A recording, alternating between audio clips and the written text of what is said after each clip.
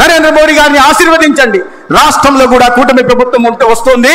చంద్రబాబు నాయుడు గారు, పవన్ కళ్యాణ్ గారి నాయకత్వంలో, కేంద్రంలో నరేంద్ర మోడీ గారి నాయకత్వంలో, రాష్ట్రంలో చంద్రబాబు నాయుడు గారు, పవన్ కళ్యాణ్ గారు, అదే విధంగా బీజేపీ నాయకత్వంలో ప్రభుత్వం ఏర్పాటు అవుతే డబుల్ ఇంజన్ సర్కార్ ఏర్పాటు అవుతుంది. అభివృద్ధి దానంతకదే ఆంధ్రప్రదేశ్ లో పరుగులు పెడుతుంది. సంక్షేమ పథకాల ఫలాలు అందుతాయని హామీ ఇచ్చాము. హామీలకు అనుగుణంగా ఇవాళ రాష్ట్ర ప్రజలు మనల్ని ఆశీర్వదించారు, మన నాయకత్వం మీద విశ్వాసాన్ని ప్రకటించారు. దానికి అనుగుణంగానే ప్రజల మనోభావాలకి, ఆశలకి, ఆకాంక్షలకి అనుగుణంగా ఇచ్చిన ప్రతి హామీని నెరవేరుస్తూ ఇవాళ ఆంధ్రప్రదేశ్ అంటే అభివృద్ధికి మారిపేరుగా కూడా ఇతర రాష్ట్రాల ముందు మనం నిలబెట్టగలుగుతున్నాం.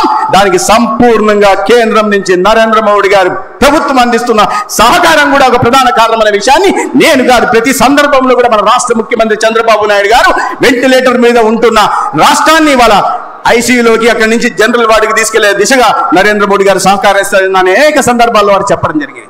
5 సంవత్సరాలు జరిగిన విధ్వంసం నుంచి కోలుకొని మళ్ళీ రాష్ట్రాన్ని అభివృద్ధి పథంలోకి తీసుకెళ్లడం కోసం అనేక రకాల ప్రయత్నాలు జరుగుతున్నాయి. దాంట్లో భాగంగానే మన కూటమి ప్రభుత్వం రాష్ట్రంలో కూడా చెప్పినట్టుగా ప్రతి హామీని నెరవేర్చే ప్రయత్నం చేస్తా ఉన్నాం. దాంట్లో భాగంగా సామాజిక పెన్షన్ని ఆర్థిక ఇబ్బందులు ఉన్న నేపథ్యంలో కూడా 10,000 కోట్లను అదనంగా ఇస్తూ 33,000 కోట్లను 65 లక్షల మందికి ఇవాళ సామాజిక పెన్షన్లు, అది వృద్ధులు కావచ్చు, వితంతులు కావచ్చు, ఒంటరి మహిళలు కావచ్చు, లేదా దివ్యాంగులు కావచ్చు, అందించే ప్రయత్నం చేస్తున్నాం.